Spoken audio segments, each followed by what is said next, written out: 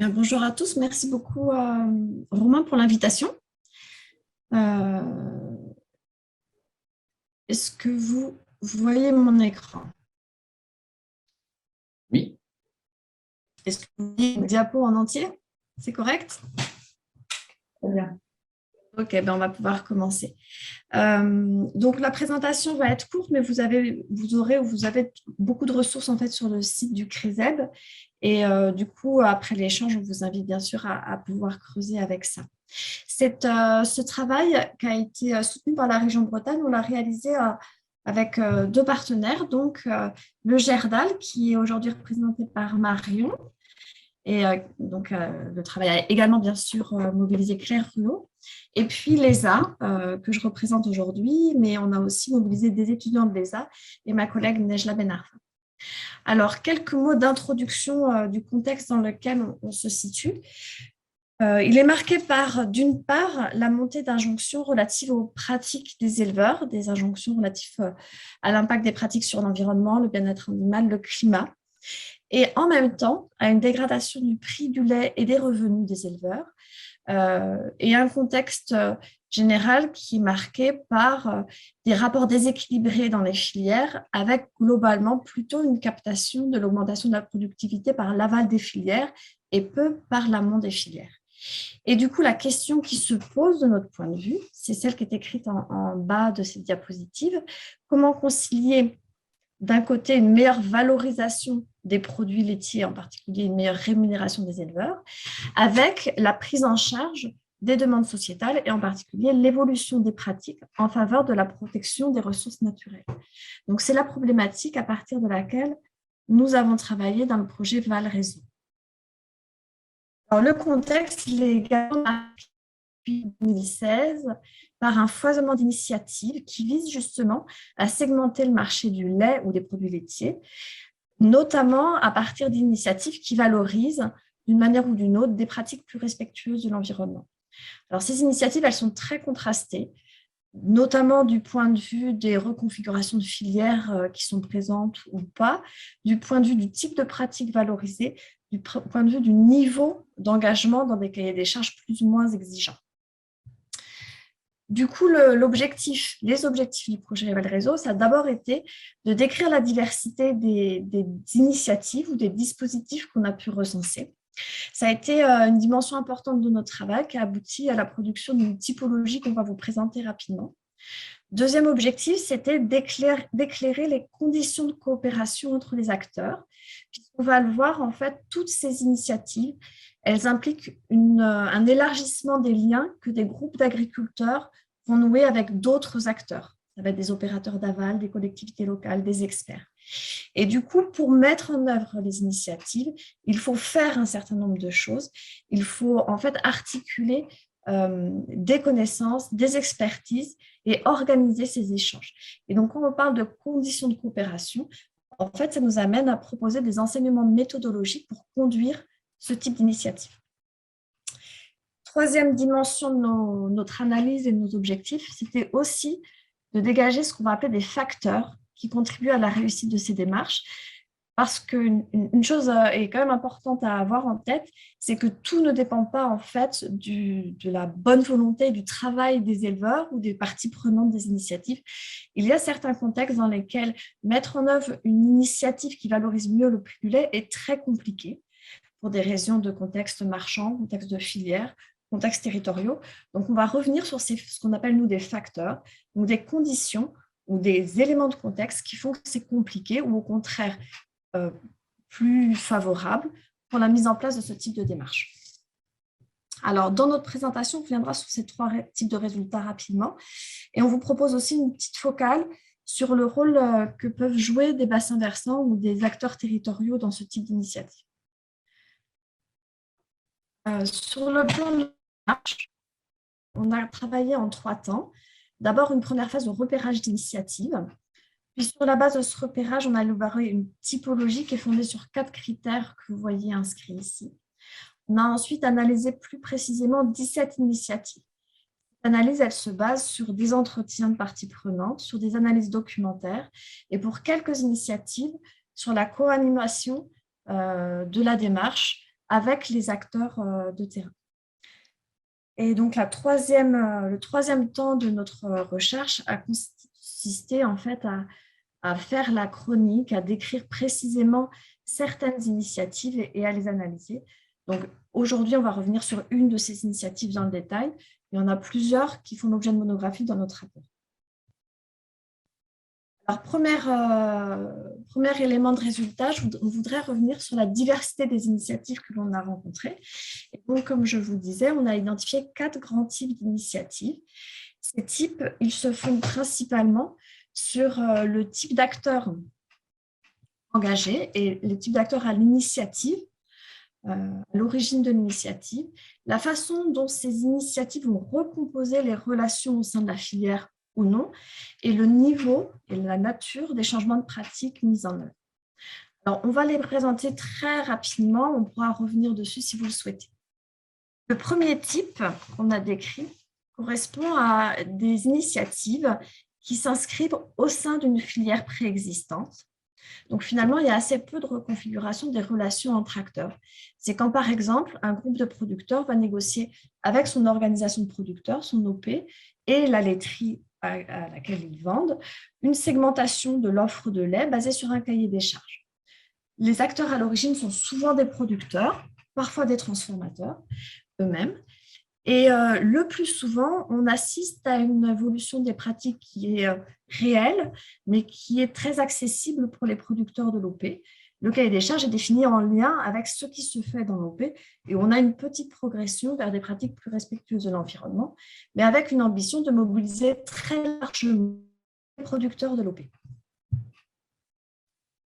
Le deuxième type d'initiative correspond par exemple à une initiative comme C'est qui le patron. En fait, on assiste à une réorganisation d'une filière nouvelle, mais qui se fonde sur la mobilisation d'acteurs préexistants. On va, à l'initiative de consommateurs, par exemple, mobiliser une laiterie, recruter des producteurs et négocier un nouveau cahier des charges. Donc, on a des reconfigurations importantes à partir d'acteurs en place.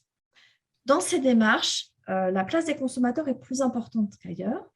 Et ce qui est très significatif et intéressant, c'est que la rémunération des producteurs est vraiment au cœur de l'initiative et la définition du cahier des charges se fait avec une mobilisation forte des consommateurs. Le troisième type d'initiative est un type d'initiative extrêmement ambitieux où un groupe de producteurs va se lancer dans la création d'une laiterie, la création d'un outil de transformation. Ça implique évidemment des recompositions importantes dans les filières, puisque les éleveurs vont progressivement rompre le contrat d'approvisionnement qu'ils ont avec leur précédente laiterie. Ils vont créer un nouvel outil, donc on a quelque chose d'ambitieux, engageant et assez radical sur le plan des recompositions sociales. Pour faire ça, les éleveurs ont toujours besoin d'énormément de soutien, d'énormément de partenaires ou d'acteurs avec lesquels ils sont amenés à négocier. Et donc, ça se caractérise par la mobilisation de collectivités, d'organismes de développement agricole ou local, d'associations locales, etc. Le quatrième type qu'on a souhaité distinguer, on l'a appelé initiative territoriale. Ce qui va le caractériser, c'est que ce sont souvent des acteurs locaux qui sont à l'origine de l'initiative et pas forcément des groupes d'éleveurs, des collectivités, des ONG, des CPIE, qui vont solliciter par contre des éleveurs pour monter une initiative dont l'objectif central est la préservation d'un bien commun local. Donc, on a une réflexion sur le cahier des charges qui est forte, évidemment, et qui mobilise des expertises variées, très ancrées sur les territoires. Et c'est ça qui va faire la spécificité de ce type d'initiative. Et vous voyez ici plusieurs exemples, comme le cas de Terre de Source qui est assez local, et ou Cœur de Massif dans les Vosges qui est assez symptomatique de ce type de projet. Je te passe la parole, Marion. Oui, moi je vais vous présenter les conditions de coopération entre les acteurs. Alors, pour présenter ça, Bertie, tu peux passer s'il te plaît à la diapo suivante. On a organisé en fait les conditions de coopération entre les acteurs en 4 dimensions en jeu. parce que en fait, toutes ces initiatives sont très différentes. On a essayé d'en faire des types, mais c'est vrai que cette diversité, pour rendre visible un peu ce qui est en jeu dans ces initiatives, on a essayé de classer en 4 dimensions. 2 qui concernent plutôt la production de connaissances et la mobilisation de nouvelles compétences pour les acteurs impliqués dans l'initiative. Il s'agit des dimensions économiques et techniques. Par exemple, dans la dimension économique, on va avoir la recherche de la rentabilité de l'initiative, comment est-ce qu'on articule l'offre et la demande. Donc, c'est vraiment une nouvelle compétence qui peut être développée par les producteurs quand c'est eux qui sont à l'origine de l'initiative.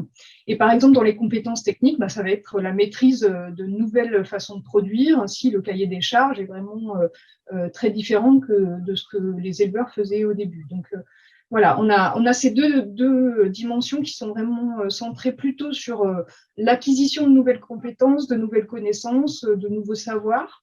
Et puis, on a 2 dimensions qui sont plutôt de l'ordre de la reconfiguration des relations entre les acteurs. Donc, une dimension sociologique, comme par exemple les formes de gouvernance que peuvent prendre les initiatives, la mobilisation des acteurs, comment est-ce qu'on les mobilise dans le temps, la relation entre les acteurs, est-ce que c'est plutôt de l'ordre de la concertation ou au contraire des rapports de force, et puis des positions dans tout ça, comment se positionnent les éleveurs dans la démarche, est-ce qu'ils sont partie prenante, est-ce qu'ils sont, ils sont à l'origine des propositions, etc. Et puis une 4e dimension qui n'est pas toujours convoquée dans les initiatives, hein, qui est une dimension politique, où là, donc vous avez vu le type 4 qui est vraiment centré sur un enjeu territorial. Donc là, dans ces types 4, on a toujours cette dimension politique. En revanche, dans les autres types, cette dimension est très variable. Et donc là, il s'agit de la mise en réseau avec les acteurs publics, les élus, les collectivités, autour d'un enjeu territorial. Alors, je vais vous prendre un exemple un peu concret pour illustrer ces dimensions en jeu. Et je vais prendre un exemple assez simple finalement, parce qu'on s'est dit, dans le peu de temps qu'on a, il vaut mieux avoir un exemple un peu simple, mais qui illustre quand même assez bien ce qu'on a voulu faire. Il s'agit du cas de la laiterie de Tribala-Noyal et de l'organisation de producteurs conventionnels qui livre son lait à cette laiterie. Donc, les éleveurs, en 2011, ont créé une association de producteurs conventionnels parce qu'ils ont souhaité en fait organiser les négociations avec leur laiterie au moment où les quotas laitiers tombaient. Donc, pour mieux organiser la négociation, ils se sont dit que pour avoir du poids face à la laiterie, il fallait organiser une association qui a très bien fonctionné, puisqu'on a plus de 60% d'adhésion dans cette association et un fonctionnement délibératif qui fonctionne très bien. Des discussions en réunion qu'on a pu observer et qui sont d'un bon niveau. Tout est mis sur la table lors des réunions, quoi. Donc, on a trouvé que c'était intéressant pour montrer aussi que cette initiative montre en fait qu'il est possible d'avoir une coopération au sein des filières entre les producteurs et leur laiterie, puisque en 2014 les producteurs proposent à Tribala en fait d'augmenter le volume qui arrive à la transformation pour le fromage Petit Breton, qui est un fromage un peu emblématique de cette filière conventionnelle à Tribala, mais qui concerne très peu d'éleveurs. Il ne concernait que 10 éleveurs à l'époque, et ces éleveurs sont mieux rémunérés, hein. Et donc l'idée, c'était d'augmenter la quantité de production sur cette gamme de produits. Donc Tribala fait des études, passe ce produit-là en non-OGM, le cahier des charges évolue à ce moment-là, et on arrive à mobiliser plus d'éleveurs sur cette gamme de produits, mais pas assez encore pour passer, pour avoir en tout cas à la demande des éleveurs, le volume de collecte n'était pas suffisant. Donc, les éleveurs proposent d'élargir la gamme de produits en proposant un lait de consommation UHT, sauf que Tribala n'a pas d'outil de transformation pour le lait UHT conventionnel. Et donc, l'idée est d'abord de passer en prestation de service avec une autre laiterie, Et puis finalement, en 2017, Tribala investit sur une ligne de transformation de lait UHT et décide de créer finalement le lait Mon Lait Petit Breton, hein, donc, qui est toujours dans la gamme Petit Breton, sans OGM, avec une mention pâturage, hein, 200 jours de pâturage, 15 arts accessibles par vache. Et bon, ces mentions se base sur une étude en fait des pratiques des agriculteurs. Donc c'est ce qu'on disait tout à l'heure, Bertie. Hein. On est plus dans une valorisation des pratiques existantes des éleveurs que vers une vraie évolution des pratiques, sauf pour le non-OGM où là vraiment c'est de nouvelles pratiques. Donc voilà, c'était un exemple pour dire que y compris dans les filières, il peut se passer des choses. Un autre point important de cet exemple, c'est que comme cela ne profite pas à tous les éleveurs, l'OP a aussi négocié pour tous un encadrement des prix d'achat du lait, ce qui fait que le lait, on était au moment où vraiment les prix du lait étaient très bas et donc les rémunérations des éleveurs étaient très mauvaises. Et donc, on a réussi à avoir un prix du lait, une visibilité du lait sur 5 ans avec un tunnel de prix, c'est-à-dire que Tribala ne peut pas payer le lait moins que, alors je ne sais plus exactement, mais en tout cas, il y a un prix plancher et un prix plafond. Ça veut dire que si le prix du lait sur le marché explose, eh ben, les éleveurs ne seront pas rémunérés plus que tant. Donc, ça donne un tunnel de prix pour les éleveurs et une visibilité sur 5 ans. Donc ça, c'est pour tous les éleveurs. C'est une condition en fait de maintien de la cohésion dans l'OP et de mobilisation de l'ensemble des éleveurs, y compris dans tous les projets de la laiterie. Voilà. On va passer à la diapo suivante pour illustrer un petit peu les dimensions en jeu dont je vous parlais tout à l'heure sur cet exemple de Tribala. Donc, dans les dimensions économiques, on a vraiment un investissement de la laiterie avec une prise de risque quand même sur la rentabilité de la démarche. Et une mise, pour assurer cette rentabilité, il y a une progression qui se met en place en fait sur le nombre de producteurs impliqués qui évolue petit à petit. Une dimension économique aussi, c'est le tunnel de prix dont je vous ai parlé. C'est une dimension économique, mais c'est aussi une dimension sociologique, puisque en fait, c'est une condition de cohésion au sein des éleveurs de l'association des éleveurs de Tribala. Ensuite, au niveau technique, on a un cahier des charges qui est mis en place à partir de l'étude des pratiques, hormis le sans OGM, où ça, c'est vraiment quelque chose qui a été mis en place en plus. Et puis, une réorganisation des circuits de collecte à partir de l'existant. Et enfin, au niveau sociologique, on a deux sous-dimensions. Une OP qui fonctionne vraiment sur un fonctionnement de porte-parole, c'est-à-dire que le président de l'OP sert de porte-parole des éleveurs. Hein, il se base vraiment sur les discussions au sein du collectif avec vraiment des mesures de transparence et des décisions qui sont prises en plénière.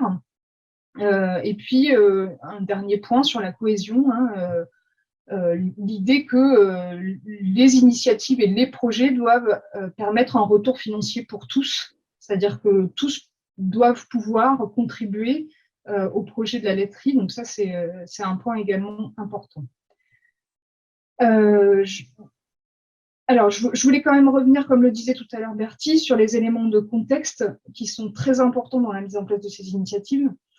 On a des éléments en fait, qui sont, voilà, les éleveurs ou les acteurs qui sont à l'origine de l'initiative n'ont pas la main sur l'ensemble des choses qui pourraient favoriser la mise en place de l'initiative. On en a mis quelques-unes ici, hein, sur le type 1 par exemple. Quand vous travaillez avec une laiterie, par exemple, qui est positionnée sur des produits intermédiaires comme Savencia, ou si vous travaillez avec une laiterie qui est positionnée sur des produits finaux comme le lait UHT, le beurre, le yaourt, vous voyez bien que ce n'est pas la même chose. Parce que quand vous allez produire de la poudre de lait, segmenter le marché avec de la poudre de lait, c'est plus, à moins que vous fassiez des laits infantiles, mais sinon c'est difficile parce que ce sont des produits qui sont utilisés pour faire d'autres choses. De la même façon, si vous êtes dans un secteur très concurrentiel, c'est ce qui s'est passé en 2018, on a vu, enfin 2017-2018, on a vu pléthore de lait segmenté arriver dans les magasins.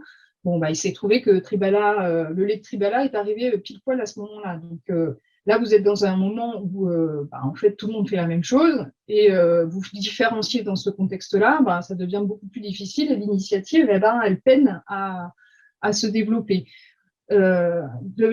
Et un peu dans la même veine, si vous êtes en Bretagne ou si vous êtes donc un secteur très concurrentiel sur les UHT ou si vous êtes en montagne avec une image de marque territoriale, etc., vous n'avez pas les mêmes contextes et les mêmes facilités à faire sortir un lait sur un marché, quoi. Voilà, donc tous ces contextes, que ce soit économiques, techniques, voire sociologiques et politiques, ça crée des conditions favorables et défavorables. Je vais revenir quand même sur un point, je ne vais pas tout décrire là, mais sur un point quand même qui me paraît important pour les bassins versants, c'est l'élargissement des compétences des EPCI, qui fait qu'on a une opportunité en fait pour travailler entre les secteurs de l'eau et le développement économique au sein des EPCI et qui peut faire que les actions de bassin versant gagnent en légitimité pour s'immiscer, entre guillemets, dans des initiatives comme ça. Mais ce qu'on peut observer, c'est que quand même, on a un cloisonnement entre les services dans les EPCI qui reste réel et que ce n'est pas si facile que ça. Même si l'idée est bonne, dans les faits, ça reste compliqué. Et qu'on a quand même sur le terrain des clivages qui peuvent perdurer entre les organisations de développement qui sont plutôt les interlocuteurs des agriculteurs et les acteurs de l'eau. Ce qui fait que sur sur les initiatives de type 1, finalement, on voit très très peu d'acteurs environnementaux. Et quand il y en a, en fait, ce sont des grandes ONG internationales de type WWF, etc., et que c'est très rarement des acteurs locaux qui arrivent à rentrer dans ces initiatives pour faire valoir des projets, des orientations territoriales. Voilà. Alors, sur les propositions que l'on peut faire, alors qu'est-ce qu'on a vu, nous, sur les rôles des acteurs territoriaux dans ces initiatives? Alors, on les a surtout vus dans ce qu'on disait, sur les type 3, donc c'est-à-dire la création de nouvelles unités de transformation, et les types 4. Là, c'est vraiment des projets autour d'un enjeu territorial. Alors, les rôles des acteurs, ça va être la communication autour de l'initiative. Donc, on va communiquer sur les sites internet, etc. On va avoir de la stimulation de la demande locale par la restauration collective, mais aussi par l'impulsion de concertation entre l'initiative et les distributeurs locaux. Ça peut être une facilitation, en fait, de la commercialisation. Un autre rôle, ça peut être donner des moyens à l'initiative, soit par l'accès à des terrains pour l'implantation, par exemple, d'une nouvelle laiterie, soit par le soutien à l'investissement matériel et immatériel. Alors, matériel, c'est l'investissement dans la laiterie. Immatériel, ça va être l'investissement, par exemple, dans des études pour articuler offre-demande, par exemple, etc. On va avoir aussi des aides sur sur les études, par exemple, de pratique des éleveurs, et de voir un peu les surcoûts que ça peut avoir de faire changer les pratiques. Un autre rôle, c'est de contribuer concrètement à la définition du cahier des charges en étant présent dans les arènes de négociation sur ce cahier des charges par rapport à un enjeu environnemental local. On a vu des cas quand même, notamment par exemple à Belle-Île, où on a eu carrément une crispation des éleveurs autour de cet apport des collectivités et qui a risqué de compromettre la mobilisation des éleveurs quand même dans l'initiative. Donc attention, il faut contribuer, mais pas au point de compromettre la mobilisation des éleveurs. Un point aussi sur devenir un maillon de la gouvernance de l'initiative en créant des SIC. Donc ça, c'est dans les types 4, on a pas mal de SIC qui se créent Et puis un rôle d'accompagnement, d'appui à la réflexion des acteurs, etc. Donc là, pour des bassins versants, on va le voir, tu peux passer peut-être à la diapo suivante. Pour les acteurs de bassins versants qui souhaitent jouer un rôle dans l'animation de ces collectifs, un point, une condition importante, c'est la légitimité, en fait. C'est-à-dire qu'un acteur de bassin versant, c'est un acteur qui n'est pas un acteur dans le champ économique, qui n'est pas toujours reconnu dans ce champ-là. Et donc, c'est vrai que là, le fait de travailler avec les collègues peut-être du développement économique, ça donne plus de légitimité pour eux pour intervenir.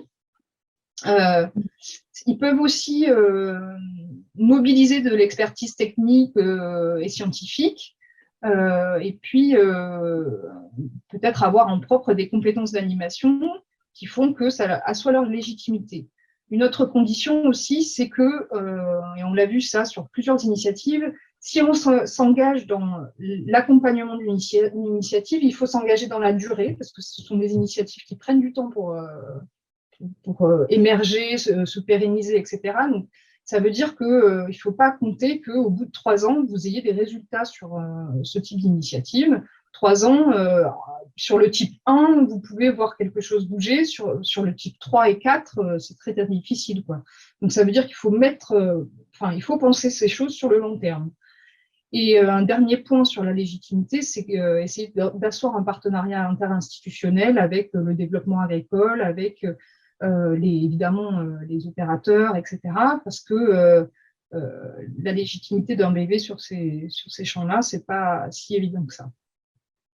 Ensuite, c'est construire un partenariat avec les acteurs des initiatives. Ça, c'est notamment sur le type 1, parce que je pense que c'est difficile de rentrer dans une filière déjà bien rodée, etc.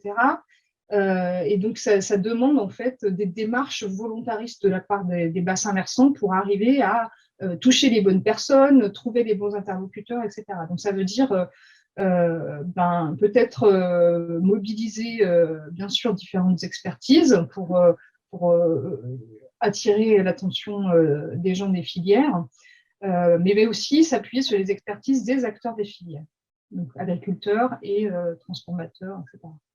Et puis, il y a un dilemme là vraiment entre une large mobilisation des éleveurs et une exigence du cahier des charges, parce que plus le cahier des charges est exigeant, plus vous allez sélectionner en fait les éleveurs qui vont pouvoir répondre. Et donc, si vous voulez avoir un effet sur un bassin versant, il faut mobiliser largement. Donc, il y a vraiment une tension entre ces deux pôles-là, enfin vraiment un cahier des charges qui est ambitieux et une mobilisation large des éleveurs. Et un dernier point sur la pérennité et la rigueur de l'accompagnement. Si on s'engage dans ce type de démarche, il faut mettre les moyens, ce qu'on a dit tout à l'heure, en termes de temps, c'est-à-dire être présent en instant T, mais aussi sur la durée. Et ça demande de mobiliser, de maintenir la mobilisation des éleveurs sur la durée, ça aussi, parce que ça leur prend du temps et eux, ils ne sont pas rémunérés pour ça. C'est utile aussi pour renforcer les collectifs, pour gérer la cohésion et l'élargissement du collectif, notamment avec des acteurs autres, mais aussi, si on veut être efficace sur un bassin versant, il faut vraiment mobiliser largement et trouver un mode d'organisation et de gouvernance qui corresponde à tous, et notamment aux éleveurs, parce que le temps est un bien précieux pour eux. Voilà. Je vais laisser Bertie finir. Oui, pour finir, on voulait aborder les suites à donner, les perspectives, en tout cas de notre point de vue à l'issue de ce travail. Alors, de notre point de vue, il y a un enjeu de suivi pour continuer de mieux comprendre et mieux décrire ces initiatives. Alors, on n'a pas forcément beaucoup insisté sur ce point, mais une partie des initiatives se développe sur un temps long. Celles qu'on a enquêtées, pour certaines, ne sont pas finies. Et ce qu'on observe, c'est qu'elles sont aussi toujours mouvantes. C'est long, et d'ailleurs, je ne sais pas si on atteint un jour une forme de stabilisation à la fois sur le plan des pratiques, de leur valorisation et des reconfigurations des acteurs dans ces filières. Donc, nous, on pense que c'est important de continuer de suivre. Et sur le suivi, il y a 2 questions qui nous semblent particulièrement d'actualité. C'est à quelles conditions est-ce qu'on peut changer d'échelle, c'est-à-dire mobiliser plus largement des agriculteurs. Dans beaucoup d'initiatives, et en particulier quand on va parler des types 3 et 4, en fait, on a un petit collectif d'agriculteurs qui peut valoriser ces produits. On va parler de 15 éleveurs, 15, 20, 30, mais c'est rarement plus. Et du coup, l'ambition, en fait, de valoriser des changements de pratiques qui vont avoir un impact sur les ressources naturelles est à peine atteinte quand on ne parvient pas à changer d'échelle. Donc, pour nous, c'est une question qui mérite d'être travaillée encore. Deuxième question qui mérite notre attention, c'est quelle valorisation effective des initiatives. On a des données encore trop parcellaires et pas très satisfaisantes sur le plan de l'analyse économique, notamment en termes d'équilibre entre les efforts consentis et la rétribution effective des éleveurs, et également sur le plan de l'évolution du partage de la valeur ajoutée dans les filières. Donc, autour de ces différentes questions, on peut citer 2 perspectives qui sont en projet dans nos 2 institutions. Donc, pour le GERDAL, la poursuite de l'appui au projet de coopérative laitière à Belle-Île, et pour l'ESA, l'engagement dans un projet de recherche qui permettrait d'identifier et donc de caractériser des circuits alimentaires de proximité avec ces questionnements en toile de fond. Deuxième grande suite à donner de notre point de vue, et là, ce n'est pas vraiment entre nos mains, c'est plutôt un enjeu de développement. Un des constats qu'on a fait, c'est qu'en fait, on identifie de nombreuses initiatives, des initiatives qui sont certes très diversifiées, mais qui sont confrontées à des questions communes, qui renvoient aux dimensions qu'on a pu identifier, que Marion a présentées. En fait, quel que soit le type d'initiative, le même genre de questions se posent et un certain nombre de préconisations méthodologiques sont communes aux différents types d'initiatives. L'autre constat qui nous interpelle, c'est que les porteurs d'initiatives sont très hétérogènes. On va trouver une organisation de sélection, d'organisation de race sur un des territoires, une collectivité locale, une organisation de producteurs au sein d'une filière, une laiterie, une association de consommateurs, etc. Cette diversité de positions et de profils, elle nous semble être une richesse. Et donc, on pense que ça serait assez intéressant d'instaurer un réseau d'échange de pratiques entre porteurs d'initiatives et entre porteurs de projets. Alors ça, c'est plutôt entre vos mains, évidemment, mais c'est une perspective qu'on proposerait volontiers de mettre en discussion ici. Voilà, et je crois qu'on a fini avec cette diapo. Oui, merci beaucoup. Voilà. Merci. Merci pour cette présentation. Je donne la parole rapidement à Josette. Je ne sais pas s'il y a eu quelques questions par le chat, et puis après, on pourra prendre des questions en direct aussi. Voilà.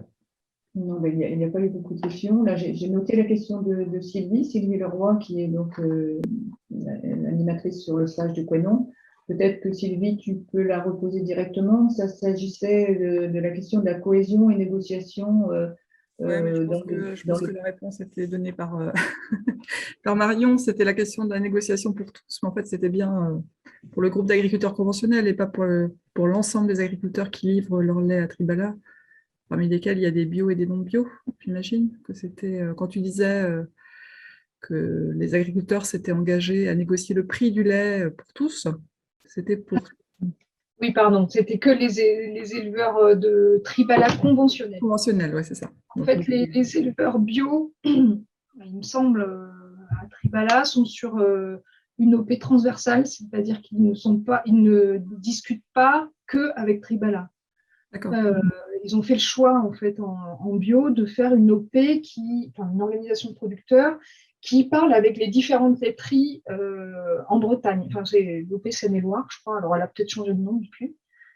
Mais l'idée, c'est que en fait, les éleveurs partagent entre eux les données de prix, de stratégie d'entreprise, et ils ont, quelle que soit leur entreprise, ils partagent tout. Et du coup, ils sont plus forts pour négocier les prix avec chacune des laiteries. Ils ne sont pas concurrence entre laiteries. Voilà.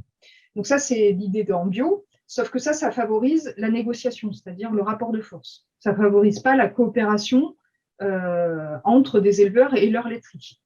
Donc c'est la différence entre OP horizontal, c'est-à-dire qu'on discute avec différentes laiteries et on joue le rapport de force, et l'OP vertical qui ne discute qu'avec une seule. Enfin, les éleveurs d'une laiterie qui livrent à leur laiterie discutent avec leur laiterie. Et là, on est tous garants du projet parce qu'on est tous interdépendants, et donc là, ça favorise la coopération.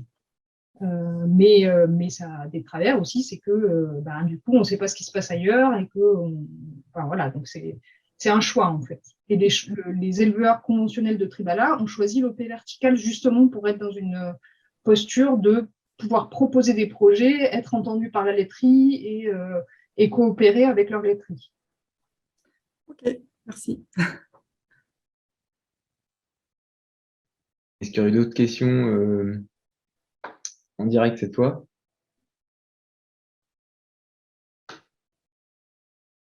Ouais. Moi, ouais, Mélanie peut-être? Bonjour, ouais. Je me demandais, la place des coopératives, elle n'est pas beaucoup ressortie dans vos échanges. Est-ce que, voilà, enfin, dans votre présentation, quelle a été la place des coopératives? Alors, la place des coopératives, c'est très difficile de rentrer dans les coopératives, enfin, en tout cas, celles qu'on avait contactées. Donc, on avait fait quelques entretiens avec des coopératives du Finistère où l'idée de segmentation n'était pas possible pour eux, puisque, en fait, alors c'était il y a longtemps, hein, ça c'était au tout début du projet, donc je pense que depuis, elles ont évolué. Mais en tout cas, au tout début du projet, on ne pouvait pas faire de différence entre coopérateurs. Donc, l'idée de segmenter, en fait, ça veut dire avoir une collecte séparée et donc avoir des prix différents entre les coopérateurs. Et ça, c'était enfin, c'était pas du tout acceptable, en fait, au sein de la coopérative. Voilà. Et puis, il y a aussi des problèmes logistiques qui font que c'était très compliqué à mettre en place parce qu'en fait, il y a des échanges de lait entre usines. Quand c'est une coopérative qui gère plusieurs usines, il y a des usines, enfin, en général, il y a une collecte par usine, enfin, des collectes qui sont affectées à des usines, sauf qu'il peut y avoir des opérations de maintenance qui font qu'on réaffecte le lait sur d'autres usines. Et donc, si on a une collecte segmentée, ce lait-là, il va être mélangé avec du conventionnel classique, entre guillemets, dans d'autres laiteries, et ça complexifie énormément en fait, les circuits de collecte quand on est dans des grands groupes comme ça. C'est pareil pour les laiteries privées, hein. C'est-à-dire que plus on a une taille d'entreprise grande, plus il y a des circuits de collecte qui sont mélangés, et donc du coup, plus la segmentation est difficile, quoi. Et ça se fait, enfin, il y a quand même des choses qui se font, notamment Lactalis, c'est très bon sur la segmentation. Donc, voilà. Ok, merci.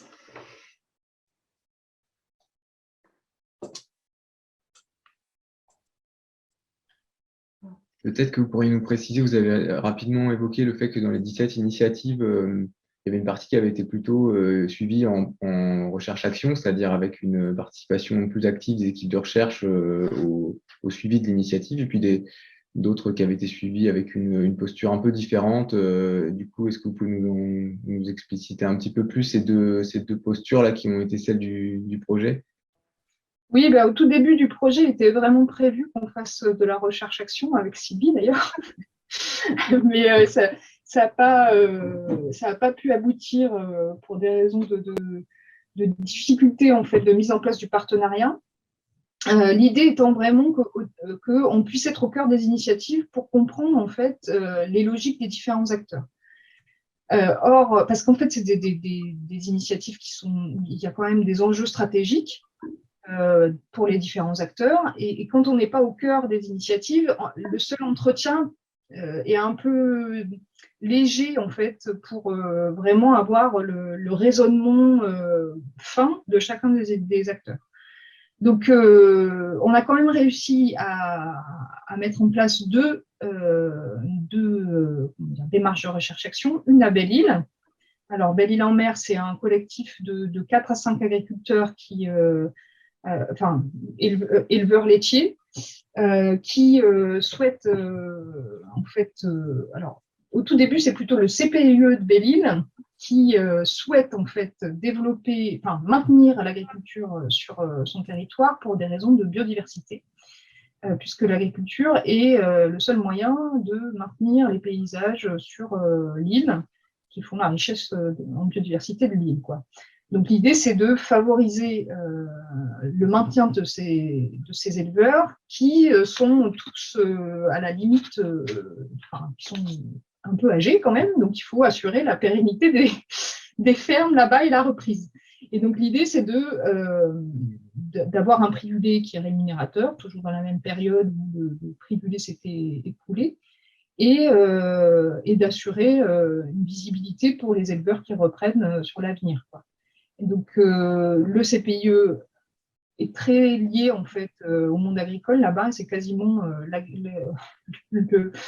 les animateurs agricoles du secteur, quoi. Donc ça se passe très bien avec les éleveurs et ils proposent en fait au syndicat d'élevage de réfléchir à cette dynamique. Alors ça commence en je crois 2017 ou 2016 peut-être. Ils y sont encore, hein. Donc c'est pour vous dire que c'est des réflexions qui peuvent prendre des années et des années, et là ça commence à déboucher puisqu'ils ont quand même un terrain, donc ils commencent à réfléchir sur vraiment concrètement comment on implante la laiterie, etc. Mais vous voyez un peu le temps qu'il faut pour arriver à quelque chose de concret, quoi. Donc ça, c'est Belle-Île. Et le deuxième, c'était alors pour des raisons de confidentialité, je ne vais pas donner la laiterie concernée, mais c'était une initiative du type 1, où c'est des éleveurs qui sont des éleveurs en bio très herbagés et qui souhaitent resegmenter au sein de la bio. Donc, créer un produit plus bio que bio, quoi. Voilà. Voilà. Donc là, on était animateur en fait, du groupe d'éleveurs, ce qui permet vraiment d'avoir accès à tout ce qui se joue, et c'est vraiment très intéressant. Et après, pour le reste, effectivement, on a eu des modalités d'investigation à géométrie variable entre le démarrage où on a fait un gros travail de repérage. Et là, on a demandé à des étudiants de l'ESA d'enquêter. Alors, ils avaient 1 ou 2 entretiens par initiative, donc repérage, puis entretien avec 1 ou 2 personnes plutôt leaders des initiatives. Puis, dans une deuxième phase, on a approfondi l'analyse de plus d'initiatives où là, on allait faire une dizaine d'entretiens par initiative. Donc, on a ces 3 niveaux d'investigation et avec du coup une finesse d'analyse qui n'est pas la même, effectivement. Et après, il y a des initiatives un peu intermédiaires comme Terre de Source ou Tribala, où là, on a accès à des réunions de différents acteurs, etc. Et donc, ça permet en fait d'être en observation participante, mais on n'est pas vraiment au cœur de ce qui se passe, on n'est pas dans l'animation, etc. Donc, c'est un peu plus distancié que la recherche-action. Voilà. Merci. Et s'il n'y a pas d'autres questions, moi j'ai plusieurs autres questions, hein, donc je peux continuer, mais c'est plutôt aux participants si vous voulez vous exprimer aussi, n'hésitez pas.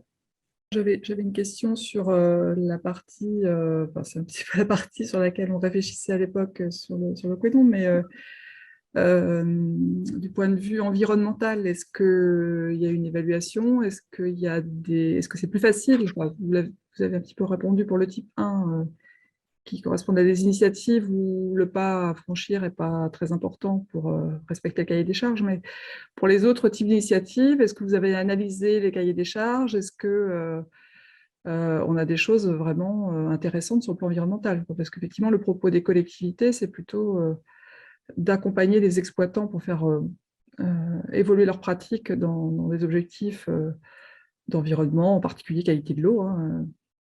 Et est-ce que du coup, vous avez noté des réussites plus ou moins importantes de ces différentes initiatives concernant les critères environnementaux? Alors, toutes les initiatives qu'on a repérées au départ sont bien des initiatives où il y a un cahier des charges avec l'identification de pratiques a priori vertueuses pour l'environnement. Ensuite, ce qu'on n'a pas pu faire, c'est faire une analyse fine de la façon dont les éleveurs engagés dans ces dispositifs avaient à mettre en œuvre ou pas des changements de pratiques pour tenir ce cahier des charges. En fait, le plus souvent, les initiateurs des initiatives travaillent un cahier des charges qui, sur la base d'une étude de leurs pratiques ou des pratiques des éleveurs qu'ils visent dans un premier temps de l'initiative. Et donc, on peut avoir le cas d'éleveurs que citait Marion, très herbagés, qui vont chercher à aller un peu plus loin dans leur pratique, mais qui sont d'ores et déjà, qui se positionnent d'ores et déjà comme des personnes leaders sur le plan des pratiques agri-environnementales, ou des collectifs d'éleveurs qui sont plus conventionnels dans leur approche et qui vont faire des pas plus modestes, mais des pas quand même vers une pratique plus respectueuse de l'environnement.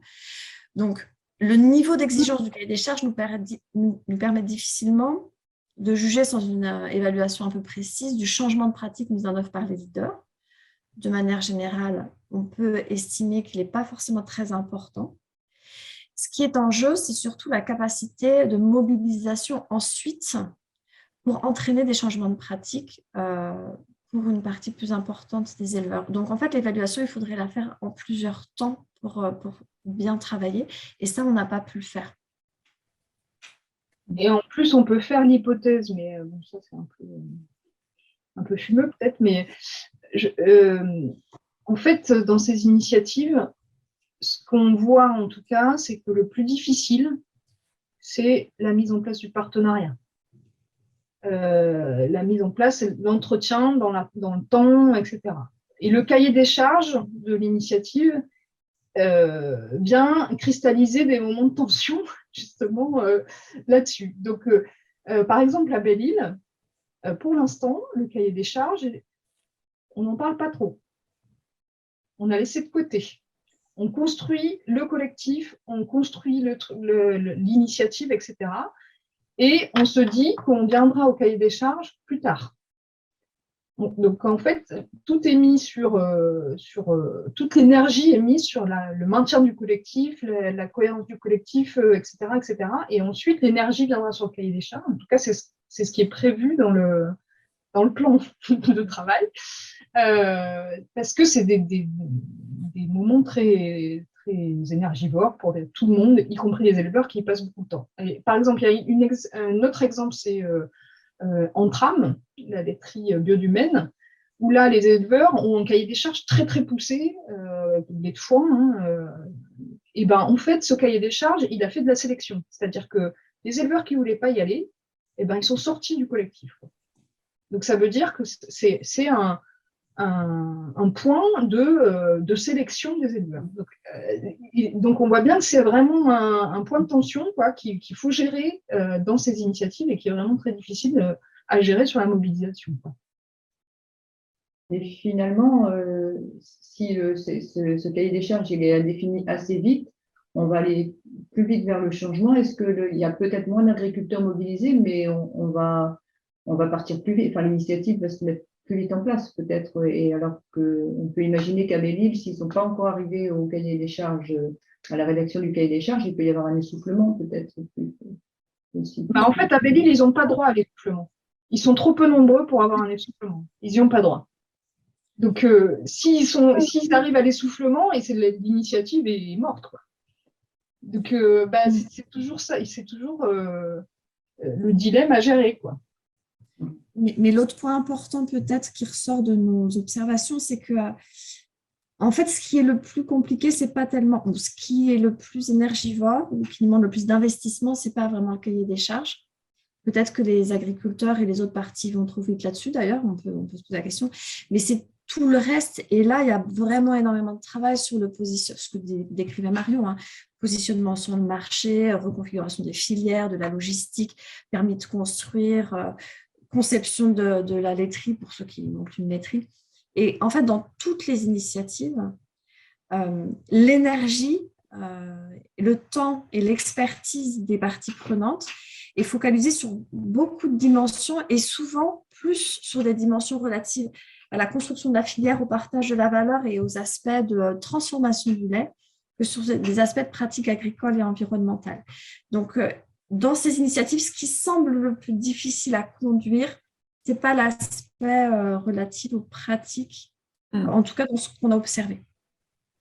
En tout cas, ce n'est pas le seul, et du coup, c'est mis de côté. Enfin, en tout cas, dans un premier temps. Par exemple, à Tribala, quand j'ai fait plusieurs entretiens avec des éleveurs, en fait, ils n'y avaient même pas pensé, quoi. En fait, ils y ont pensé parce que ben, voilà, ça fait une segmentation de marché, etc. Mais par ailleurs, ils font tout un travail sur le changement, enfin, l'adaptation au changement climatique, les gaz à effet, la réduction des gaz à effet de serre, etc., etc. Par ailleurs, dans l'OP, c'est l'OP qui gère ça avec des études, des réflexions, etc. Mais ils n'ont même pas pensé à faire un lien entre ça et l'initiative. Ouais. Donc, c'est pour vous Le dire prix d'un que côté, c'est le prix d'un côté, et puis voilà, la principale motivation, c'est ça, quoi, c'est d'avoir un donc prix. là, je me dis, il y a quand même quelque chose enfin, je me dis qu'il y a des opportunités à saisir pour les collectivités, pour les bassins versants, en tout cas pour essayer de faire du lien entre ce qui se fait déjà et ces initiatives qui pourraient mieux valoriser. Alors, il y a aussi la question que ces initiatives, elles valorisent un peu mieux le lait, mais ce n'est pas non plus le Graal. Hein. Il ne faut pas penser que ça transforme le prix du lait, quoi. Et une toute petite prime pour les éleveurs. Enfin, dans le type 1, par exemple, c'est de 11 à 13 centimes le litre de lait, quoi. Voilà. Donc, c'est quand même pas grand-chose, quoi.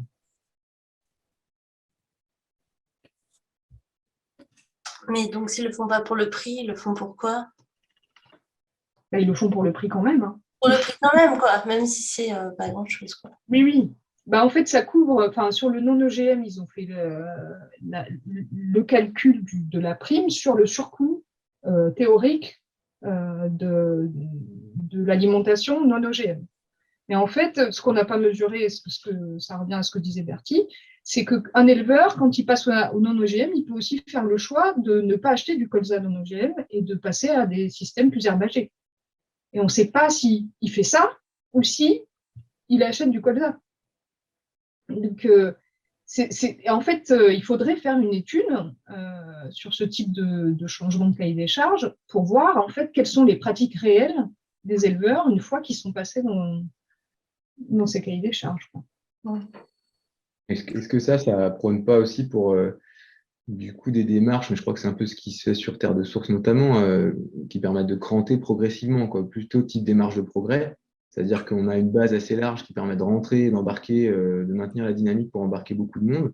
Par contre, tout le monde est obligé de faire une petite part d'amélioration de pratique, quitte à ce que au bout du bout, on soit sur des choses assez exigeantes, mais est-ce que bon, voilà, quand c'est une démarche type 1, 2, c'est peut-être pas des choses qui sont envisagées dans le cadre des relations directes entre une OP et sa laiterie, par exemple. Quoi.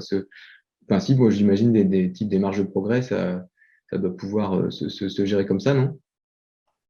Alors, ça n'a jamais été discuté. En fait, enfin, ce qu'on disait tout à l'heure, c'est que le cahier des charges, c'est un tout petit truc dans la démarche. Et que ce type de truc, mais c'est pas du tout discuté, en fait. Ouais, c'est même pas à l'ordre du jour, quoi. Ouais. Mais non, mais du coup, c'est là que je pense que des collectivités ont tout leur rôle à jouer, en fait, sans être donneur de leçons et arriver avec un gros cahier des charges hyper costaud, mais de dire est-ce qu'on ne peut pas envisager autrement, en fait, cette question du cahier des charges, quoi. Alors, je pense que, enfin, peut-être Daniel peut intervenir, hein, je pense que Terre de Source a beaucoup d'expérience là-dessus. C'est pas toujours très difficile hein, pour rentrer dans les filières quand même. C'est pas simple. Hein, donc, voilà.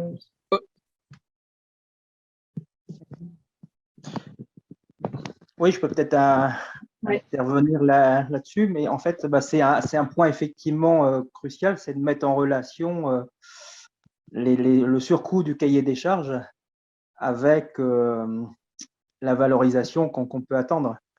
Alors, dans la démarche, c'est d'estimer justement ce surcoût.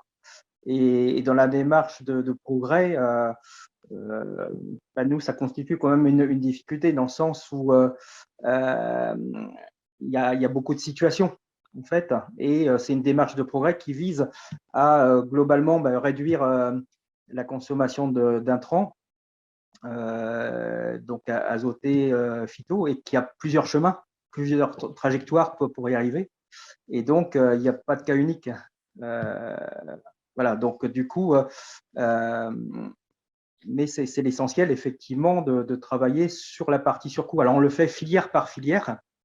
Donc, on connaît les surcoûts par rapport à la filière blé noir, en blé, etc. Et après, l'idée, c'est de le faire à l'échelle d'une exploitation agricole, de façon à avoir des estimations au plus juste, quoi. Et donc là, il y a plusieurs valorisations qui est aussi, donc c'est une combinaison finalement de valorisation. Donc il y a la partie achat, donc auprès des restaurations collectives, le marché grand public, et puis il y a aussi le bonus financier qui est apporté aussi par les acheteurs que sont les syndicats d'eau et les EPCI, qui viennent compléter aussi la valorisation au niveau du prix des produits, quoi. Donc, c'est un ensemble. Je pense que le cas terre de source est intéressant aussi à mettre en comparaison, en parallèle à ce qui se passe dans des filières plus classiques, je dirais, en tout cas sur les marchés des GMS ou du lait de grande consommation. En fait, les opérateurs qu'on a rencontrés ont des difficultés à se positionner sur la segmentation du marché du lait aujourd'hui, mais peut-être avoir des perspectives en fait, de valorisation des formes de différenciation qui ne sont pas bio. Et donc, ça explique aussi le fait que le projet est difficilement structuré à long terme par des ambitions toujours plus élevées en termes de changement de pratique. Il y a cette question de la capacité à valoriser et à se positionner sur le marché qui est aussi centrale et qui n'est pas résolue par un certain nombre d'acteurs des filières.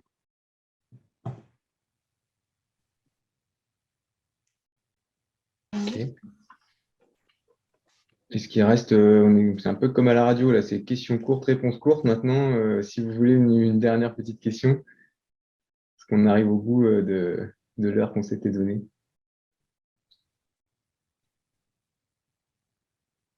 Est-ce bon, je ne sais pas si la question ne va pas être très courte, mais comment on a vu fleurir effectivement plein d'initiatives de segmentation du lait dans les supermarchés. Je ne sais pas si c'est particulièrement lié à l'arrêt des quotas, mais en tout cas, il y a beaucoup déjà de marques différentes. Est-ce que la question se pose de pouvoir continuer de segmenter? Est-ce qu'il y a encore de la place pour de la segmentation avec évidemment une plus-value environnementale, puisque c'est le propos des collectivités qui travaillent dans le domaine de l'eau? Est-ce que c'est encore... Qu'est-ce que vous retirez de l'approche que vous avez eue auprès des différentes initiatives que vous avez rencontrées? Il y a encore de la place ou pas? En tout cas, la question se pose, les acteurs des filières se posent la même question, y compris en bio, parce que voilà, ça met en cause aussi le cahier des charges bio quand il y a une segmentation en bio. Donc, quelle image du bio on donne si on veut segmenter en bio? Et ça, c'est la même question en conventionnel, c'est-à-dire que si on segmente en conventionnel, ça veut dire que le conventionnel de base, c'est pas terrible. Et donc, ça crée des scissions au sein des éleveurs, globalement. Donc, effectivement, est-ce qu'il y a la place aujourd'hui avec tout ce qui est sorti, tout ce qui n'a pas marché aussi, quand même, parce qu'il y a des échecs? J'avoue que je peux pas répondre à cette question, en fait. Je sais pas comment... Je pense qu'à notre place, on peut difficilement répondre. Par contre, je pense qu'il faut vraiment regarder ce qui se passe du côté des éco-scores et Planet Score qui sont en train de travailler, parce que ça va probablement beaucoup changer la question de la segmentation sur base de pratiques environnementales dans les marchés alimentaires. Et donc, il faudrait voir ça aussi, quoi. Moi, je me demandais s'il y avait des liens qui étaient faits avec les labels bas carbone, parce que notre analyse au niveau de la baie de Saint-Brieuc, c'est que les mesures qui permettent de limiter les émissions de gaz à effet de serre dans les exploitations laitières, c'est aussi des mesures qui sont favorables à l'eau en certains points. Et donc, c'est dans quelle mesure ces démarches bas carbone, elles sont appréhendées aussi, soit dans la segmentation, soit dans les démarches de différenciation des produits. Je ne sais pas si vous pouvez répondre, mais nous, en tout cas, c'est une question qui nous... Alors, vas-y, Bertie, excuse-moi. Au-delà des initiatives qu'on a enquêtées précisément ici, il y a dans certaines OP laitières un gros travail sur ça. Je pense notamment à la PBO, donc, qui travaille avec Bell. Donc, il y a des initiatives qui travaillent cette question bas carbone en lien avec d'autres pratiques, notamment le pâturage. Ce n'est pas toujours valorisé en fait en marketing. Aujourd'hui, ce n'est pas là qu'on met l'accent tellement. Ça peut changer parce qu'il y a une demande en fait des consommateurs forte sur la renaturation des produits, sur les exigences environnementales, etc. Donc toutes les laiteries regardent largement les tendances de consommation, donc ça peut très bien changer prochainement, quoi. Enfin, voilà. Et ça a déjà pas mal évolué, puisque le bio, on voit dans les achats des consommateurs, n'est plus forcément le choix parce que c'est bio, mais on voit que on est surtout attaché à la question santé aussi, en plus des questions environnementales, c'est-à-dire que le sans additifs, le sans OGM a plus de succès aujourd'hui qu'un label plus militant tel qu'il existait jusque-là. Et il y a aussi quand même une déperdition avec la multiplicité des labels, de vraiment qu'est-ce que ça veut dire vraiment, et est-ce que j'ai vraiment derrière l'affichage réellement quelque chose qui répond à la promesse. Je pense quand même que la question de l'attachement au territoire reste une carte à jouer entre collectivités, consommateurs, je dirais segmentés, parce qu'on a parlé de la restauration collective et la loi Egalim reste quand même un outil intéressant à partir du moment où le cahier des charges, là il y a débat entre très strict ou bien comment dire, plus ouvert, et l'entrée du label HVE par exemple dans les labels de la loi Egalim vient un petit peu brouiller l'outil que pouvait la loi Egalim pour la durabilité de l'agriculture sur un territoire. Donc voilà. Mais il y a aussi la question par exemple des restaurants qui sont très peu abordés et qui pourraient être aussi quelque part nous c'est la baie de Douarnenez qui sommes en bord de mer et avec quand même un secteur assez touristique, comment dire, un ciblage en plus du consommateur direct et de la restauration collective qui pourrait apporter des débouchés locaux. Parce que c'est vrai ce qu'on entend aujourd'hui de la part des éleveurs, il y en a qui aimeraient avoir une marque de lait, je dirais Made in Douarnenez, et qui croient vraiment en cette valorisation et puis la cohésion qui peut se créer autour de cette marque de territoire. Mais on a aussi des gens qui nous disent on ne peut plus faire aucun effort et les prochaines fois, c'est les bêtes à l'abattoir et on arrête tout, et on a ce discours, comment dire, assez pessimiste aussi, qui est assez prégnant en fonction des évolutions sociologiques des uns et des autres et de la prise en compte voilà, comment ils voient l'avenir, quoi. Moi, je crois aussi, voilà, que le partenariat est important, même s'il est difficile à construire. Et je voulais savoir, on a quand même un acteur qui est prégnant sur les questions agricoles. Nous, en tant que Béalgue Verte, on n'est pas toujours légitime, même à s'occuper d'agriculture. Alors, ça ne veut pas dire qu'on n'entraîne pas des éleveurs et des agriculteurs avec nous, et au contraire, c'est de mieux en mieux, on va dire. Mais est-ce que la Chambre d'agriculture a toujours été partie prenante dans les partenariats, et est-ce qu'il y a des endroits où elle a vraiment été moteur avec les baies, avec les bassins versants par exemple, ou est-ce qu'au contraire il y a plutôt des difficultés à faire avancer les gros acteurs? Alors, dans les initiatives qu'on voit, c'est très variable en fait en fonction des secteurs. Sur Belle-Île, il y a une très bonne coopération avec la Chambre d'agriculture. Parce que aussi il n'y a pas d'enjeu tellement de filière, parce que c'est un petit groupe d'éleveurs, que c'est une île, que Lactalis a largement été d'accord pour lâcher ses éleveurs, que ce n'était pas un problème pour eux de les perdre. Pour des initiatives qui sont beaucoup plus grosses, où il y a une vingtaine d'éleveurs qui risquent de partir d'une laiterie, enfin voilà, ça pose quand même beaucoup plus de questions. Et voilà, enfin, alors la Chambre là-dedans, c'est variable en fait.